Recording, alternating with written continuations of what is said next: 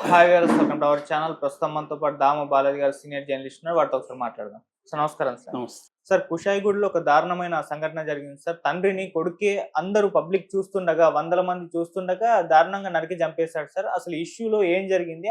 అయితే ఈ మధ్య కాలంలో చూస్తున్నాం సార్, చాలా పబ్లిక్‌గా హత్యలు జరుగుతున్నాయి. అందరూ చూస్తుండగానే అతను చంపడాలు చూస్తున్నాం. మొన్నే జాతీయ రహదారి మీద ఇద్దరు తమ్ముళ్ళు అన్నని చంపేశారు. అందరూ చూస్తుండగానే. ఇప్పుడు కూడా పబ్లిక్ చూస్తుండగానే చంపేస్తున్నారు. అంటే వాళ్ళ మైండ్ సెట్ ఏ విధంగా ఉంటుంది సార్? మీరేం చెప్తారు దీనికి సంబంధించి? నువ్వన్నట్టు ఈ మధ్య పబ్లిక్‌గా చంపడం అనేది పెరిగింది. మొన్ననే మనకి ఉమేష్ అనే ఒకతన్ని వాళ్ళ తమ్ముడు రాకేష్, లక్ష్మణ్ కజిన్ వీళ్ళు ఒక నలుగురు, ఐదుగురు వచ్చి పబ్లిక్‌గా అతన్ని నేషనల్ హైవే 44లో చంపేశారు. ఆ ఉమేష్ తాగి ఇంటికొచ్చి అల్లరి చేస్తున్నాడు అనే కారణంతో వాళ్ళు చంపేసినట్టుగా అర్థమవుతుంది. అట్లాగే మొన్న జనార్దన్ రావు అనే ఒక 86 ఏళ్ల ఇండస్ట్రియలిస్ట్‌ని వాళ్ళ మనవడు అతి దారుణంగా 70 పైన కత్తిపోటులో పొడిచి చంపేశాడు. కీర్తి తేజ అనే మనవడు. హ్మ్. సో, అంటే ఇలాగ సొంత బంధువుల్ని అన్నల్ని లేకపోతే తమ్ముళ్ళని అత్తమామల్ని ఇలాగా కాల్చి చంపేయడాలు ఈ మధ్య కాలంలో తెలంగాణలో ఎక్కువగా మనకి వినిపిస్తున్నాయి. మనం చాలా చెప్పుకుంటున్నాం గూడా. సో, రీసెంట్‌గా మొన్నేమైందంటే అక్కడ మన కుషాయిగూడ దగ్గర ఈసీఐఎల్ బస్ స్టాండ్ దాటిన తర్వాత హఠాత్తుగా ఒక అతను పరిగెత్తుకుంటా వచ్చాడు. అతని వెనక ఇంకొక కుర్రవాడు పరిగెత్తుకుంటా వచ్చి కత్తితో పొడిచి వెళ్ళిపోయాడు. నింపాదిగా నడుచుకుంటూ. అక్కడున్న జనమందరూ వందల మంది జనమున్నారు. అది ఎప్పుడంటే 4 గంటల 40 నిమిషాలు అంటే 5 గంటలు సాయంత్రం. 5 గంటలంటే పట్టపగలులాగే ఉంది ఇప్పుడు సమ్మర్ స్టార్ట్ అయింది కాబట్టి. హ్మ్. వందల మంది ఉంటున్నారు. వాళ్ళంతా సడెన్‌గా చూస్తే ఇదేమైనా షూటింగ్ ఏమో అనుకున్నారంట వాళ్ళు. అంటే జరిగిన పద్ధతి చూస్తే ఇదేం షూటింగ్ అనుకున్నారు. తర్వాత అర్థమైంది అతని కేకలు, బ్లడ్ కారడం, ఇతని కుర్రాడు నింపాదిగా నడుచుకోవడం. దాంతో ఒక్కసారి కకావికలై భయంతో పరుగులు తీశారు. కొంతమంది వీడియోలు తీశారు దూరం నుంచి. సో, పోలీసులొచ్చి అతన్నైతే పట్టుకున్నారు కుర్రాడిని. ఆ అబ్బాయి పేరు సాయి కుమార్. చనిపోయిన వాడి పేరు ఆరెల్లి మొగిలి. హ్మ్. అయితే ఎవరు ఈ అబ్బాయి ఎవరు? అతనెవరు? అనేది చూసినప్పుడు ఇంకా పోలీసులు షాక్ అయ్యారు. అతనెవరో కాదు సొంత నాన్న, కన్న తండ్రి. ఈ అబ్బాయి కన్న కొడుకు. హ్మ్. సో, ఈ అబ్బాయి ఎందుకు ఇంత కసిగా వచ్చి దాదాపు 15 కత్తిపోట్లు ఉన్నాయి పోస్ట్‌మార్టంలో చూస్తే. బాడీలో 15 కత్తిపోట్లు ఉన్నాయని చెప్తున్నారు.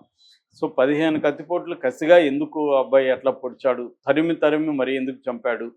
అనేది చూసినప్పుడు వీళ్ళిద్దరూ తండ్రి కొడుకులు.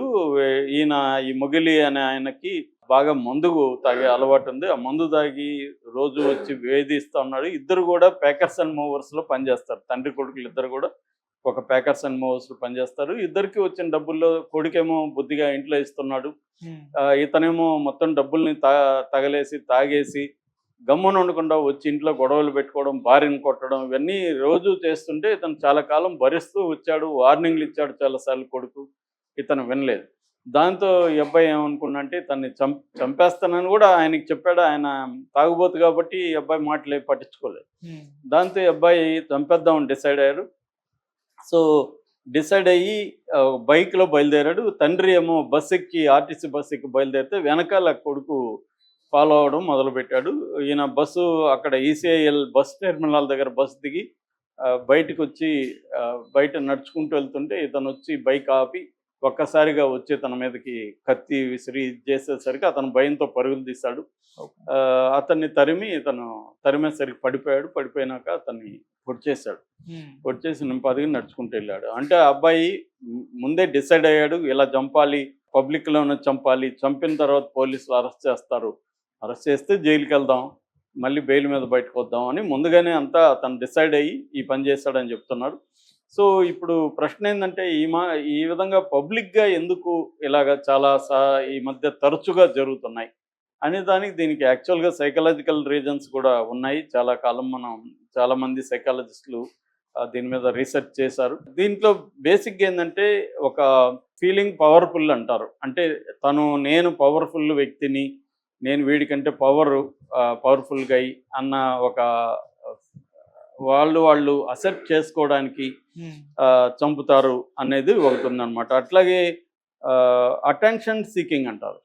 అంటే పబ్లిక్‌గా చంపడం వల్ల అందరూ కూడా ఇతన్ని గుర్తిస్తారు. అటెన్షన్ అనేది ఉంటది. ఇతను ఒక పాపులర్ అవుతాడు. హ్మ్. రేపు జైల్‌లో కూడా ఇతనికి ఖైదీలు వేరే రకంగా చూస్తారు. అంటే కొద్దిగా భయము, గౌరవం 2 ఇస్తారు ఇలాంటి వాళ్ళకి ఖైదీలు కూడా. ఎందుకంటే ఇతను పబ్లిక్‌గా చంపినోడంటే కొద్దిగా ఖైదీలు, వార్డర్‌లు కూడా జైలుకెళ్ళినా కూడా ఇతని పట్ల కొంత భయంగా ఉంటారు. సో, అటువంటి ఒక పబ్లిక్ సీకింగ్ బిహేవియర్ కూడా ఉంటదనమాట. రెండోది రివెంజ్ అనేది ఏమి కళ్ళు మూసుకుపోతుంది. రివెంజ్‌లో ఏమవుతుందంటే ఎట్లైనా చంపాలి, చంపాలి, చంపాలి. ఇది ఎక్కువ కాలం ఈ అబ్బాయిలో పేరుకుపోయింది. ఆ రివెంజ్ అనేది నువ్వు ఎక్కడ చంపుతున్నావు, ఎలా చంపుతున్నావు కూడా ఒక్కోసారి తెలీదనమాట. అందుకని వాళ్ళకి ఇంకెవరు కనపడరు. జనం గాని ఎవరు కనపడరు. ఆ వ్యక్తి కనపడుతుంటాడు. ఆ రివెంజ్ అనేది అట్లా అంత ఇదవుతుంది. రెండోది సైకోసిస్ అంటారు. పారనాయిడ్ అంటారు. ఈ పారనాయిడ్ అంటే ఒక రకమైన భయం ఉంటది లోపల. వీళ్ళని బతికితే మనకు డేంజరు అన్న భయం ఉంటది. సైకోసిస్, పారనాయిడ్ బిహేవియర్ కూడా ఉంటది. ఇంకొకటి ఏమంటే థ్రిల్లింగ్ సైకోపతి అని కూడా అంటారు. థ్రిల్లింగ్ సైకోపతి అంటే ఒక థ్రిల్ వస్తుంది. మర్డర్‌లో చాలామంది ఎందుకు హత్యల్లో ప్రొఫెషనల్‌గా చేస్తారంటే ప్రొఫెషనల్‌గా చేయడంలో హత్య చేయడంలో ఒక థ్రిల్ వస్తుంది. మనకి చిన్నప్పుడు కూడా తొమ్మిదిలో లేకపోతే ఇట్లాంటి తూనిగలు ఇట్లాంటి వాటిని పట్టుకొని పిల్లలు చంపుతుంటారు. ఎందుకు వాళ్ళకి ఒక థ్రిల్ వస్తుంది. ఒక జీవిని చంపడం అనేది ఒక థ్రిల్ క్రియేట్ చేస్తుంది. అలాగే మనిషిని చంపడం థ్రిల్ సీకింగ్ బిహేవియర్ కూడా వీళ్ళకుంటది. వీటన్నిటికంటే కూడా కాంటాజియన్ ఎఫెక్ట్ అంటారు. దీన్నే వెర్దర్ ఎఫెక్ట్ అంటారు. కాంటాజియన్ ఎఫెక్ట్ అంటే ఒక రకంగా హత్యలు కానీ, ఆత్మహత్యలు కానీ అంటువ్యాధులు లాంటివి. అంటే వేరే దగ్గర చూసి మన మైండ్‌లో తెలియకుండానే అది మనకు కూడా తెలియకపోవచ్చు. మనం చూసే హత్యలు ఆ ప్రభావం మన మైండ్‌లో పడుతుంటది. నేను ఆ మధ్య ట్యూషన్ చెప్పేవాడిని లాంగ్ బ్యాక్. ఒక 9th క్లాస్ స్టూడెంట్ వచ్చి రోజు "సార్ ఈరోజు బోర్‌గా ఉంది సార్. పేపర్‌లో ఏమి ఇంట్రెస్టింగ్ విషయాలు లేవు" అనేవాడు. "ఏం లేవు" అంటే "ఏం ఒక హత్య కూడా లేదు సార్ అసలు" అనేవాడు. నేను షాక్ అయ్యేవాడిని. వీడు 9th క్లాస్ వాడు, వీడికి హత్య లేకపోతే బోరింగ్‌గా ఉంది అని. అంటే ఒక రకంగా అది వాడికి అది చదివితే ఒక థ్రిల్లు, ఒక హై ఇస్తది. సో, అలాగా వీళ్ళేం చేస్తారంటే ఈ అంటువ్యాధి దీని మీద యాక్చువల్‌గా 'టిప్పింగ్ పాయింట్' అని ఒక వండర్‌ఫుల్ బుక్ మాల్కోలం క్లాడ్వెల్ అని ఒక లాంగ్ బ్యాక్ రాశాడు. ఆయన రీసెర్చ్ చేసి ఆయన చెప్పిందేంటంటే ముఖ్యంగా ఆయన మైక్రోసియన్ ఐలాండ్స్‌లో రీసెర్చ్ చేశారు. అక్కడ ఆత్మహత్యలు ఎక్కువున్నాయి. ఎందుకు ఎక్కువున్నాయని రీసెర్చ్ చేస్తే వాళ్ళు సోషల్ మీడియాలో, తర్వాత మీడియాలో వస్తున్న ఆత్మహత్యల నుంచి వీళ్ళు ఇన్‌స్పైర్ అయ్యి వీళ్ళు ఆత్మహత్యలు చేసుకుంటున్నారు అన్న దీన్ని ఆయన బయటపెట్టాడు. అట్లాగే డేవిడ్ ఫిలిప్స్ అనే ఒక సోషాలజిస్ట్ కూడా దీని మీద రీసెర్చ్ చేశారు. అంటే ఒక చోట ఆత్మహత్యలు ఎక్కువయ్యి మీడియాలో ఎక్కువ వస్తుంటే అది చూసి ఇంకొంతమంది ఆత్మహత్యలు చేసుకుంటున్నట్టుగా వీళ్ళు రీసెర్చ్ చేశారు.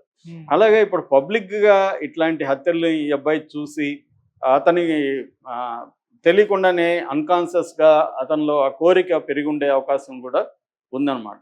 అంటే మీడియా మనం ఎంత దీన్ని ఎక్కువగా పబ్లిసైజ్ చేసి లైవ్‌లు చూపించి 24 అవర్స్ చూపిస్తున్నప్పుడు దాని ప్రభావం చాలామంది వ్యక్తుల మీద పడుతుంది. పడి వాళ్ళు కూడా అలా చేయాలని ఒక ప్రేరేపణ వాళ్ళకి కలిగే అవకాశం ఉంది. దీన్నే కాంటాజియన్ ఎఫెక్ట్ అంటారు. అంటే అంటువ్యాధి లాంటిది. ఎపిడమిక్, సోషల్ ఎపిడమిక్ అని కూడా పిలుస్తారనమాట. ఆత్మహత్యలు కూడా మనకి తెలంగాణ ఉద్యమం కాలంలో కూడా ఈ ఎఫెక్ట్ మనకు కనబడుతుంది జాగ్రత్తగా గమనిస్తే. అంటే కొంతమంది చేసుకుంటే దాని ఇన్స్పిరేషన్‌తో ఇంకొంతమంది చేసుకోవడం. అలాగా ఆత్మహత్యలు ఎందుకు పెరుగుతాయి ఒకేసారి? రైతుల ఆత్మహత్యల టైంలో కూడా ఈ కంటాజియన్ ఎఫెక్ట్ మనకు కనబడుతుంది. అంటే కొన్ని చోట్ల రైతులు ఆత్మహత్యలు చేసుకోగానే మళ్ళీ అంటే వాళ్ళకి ఈజీ పరిష్కారం మనం కూడా అలా చనిపోవచ్చు కదా అని. లేదు మనం కూడా ఇలా చంపొచ్చు కదా అని. ఇది మైండ్‌లో పడుతుందనమాట. ఇక్కడ అటువంటి ఎఫెక్ట్ పడినట్టుగా మనకు కనబడుతుంది. ఈ అబ్బాయిలో కూడా. అంటే ఈ మధ్య కాలంలో హైదరాబాద్‌లో పబ్లిక్‌గా చంపేది ఇవన్నీ చూస్తున్నారు కదా!